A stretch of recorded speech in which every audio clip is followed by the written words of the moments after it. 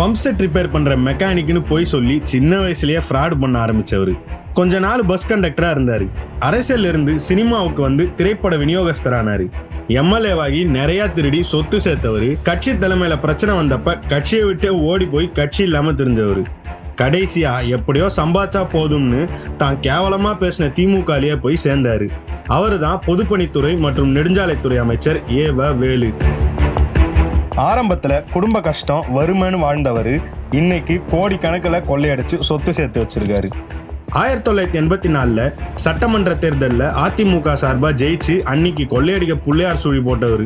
கன்னித்தீவு கதையாட்டம் இப்ப வரைக்கும் நிறுத்தாம திருடிட்டு இருக்காரு.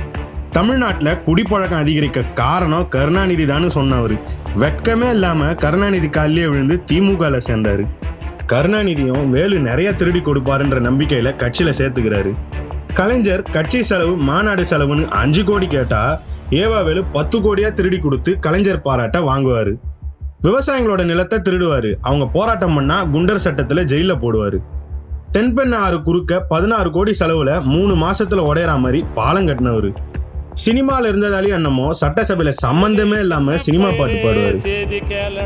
கல்வி அறிவு உள்ள குடும்பம்னு சொல்ற மாதிரி கல்வி நிறுவனங்கள் நிறைந்த குடும்பம்னு இவரோட குடும்பத்தை சொல்லலாம். தன்னோட இஷ்ட தெய்வம் பேர்ல ஆரம்பிச்சு அம்மா, மனைவி, பையன்னு எல்லாரோட பேர்லயும் கல்வி நிறுவனங்களை திறந்து வச்சிருக்காரு. இவர் மட்டும் தனியா திருடினா மாட்டி விட்டுருவாங்கன்னு திமுக எம்எல்ஏ எல்லாருக்கும் கல்வி நிறுவனம் மூலமா எப்படி திருடலாம்னு சொல்லி கொடுத்தாரு. அதோட விளைவு கல்வினா என்னன்னே தெரியாத பாதி திமுக எம்எல்ஏக்கள் இப்ப கல்வி தந்தையா சுத்திக்கிட்டு இருக்காங்க. பொதுப்பணித்துறையில இருந்துகிட்டே ரோடு போடாம ரோடு போட்டதா சொல்லி பல கோடி ஊழல் பண்ணி கொள்ளை அடிச்சு சொத்து சேர்த்ததுனால வருமான வரித்துறை வேலுக்கு சொந்தமான வீடு, கல்வி நிறுவனங்கள், உறவினர்கள் வீடுன்னு சுமார் 80 இடத்துல சோதனை பண்ணாங்க. எல்லாரையும் காசு மூலமா கவுத்து கமிஷன் வேலுன்னு பேர் வாங்கினவர். இப்பவும் அமைச்சர் பதவியில இருந்துகிட்டு சுதந்திரமா திருடிட்டு தான் இருக்காரு. ரொம்ப சாதாரணமான விஷயம் ஆயிடுச்சு.